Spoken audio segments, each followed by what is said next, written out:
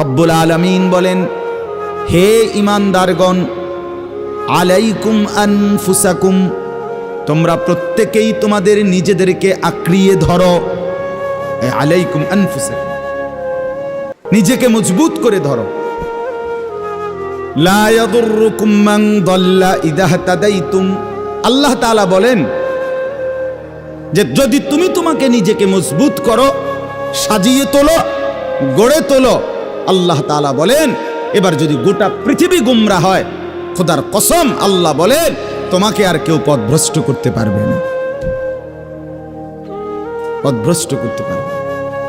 হযরত বাইজিদ বুস্তামি রাহমাতুল্লাহর জীবনীতে আমরা পড়ছি, উনি বলছেন আল্লাহ তাআলার মহব্বত আর মারেফাতের সাধনা করতে করতে আমার দিলের অবস্থা আলহামদুলিল্লাহ এক সময় এমন হয়েছে যে রাস্তার নারী আর রাস্তার দেওয়াল দুইটার মধ্যে আমার কাছে আলাদা কোনো পার্থক্য মনে হইতো না।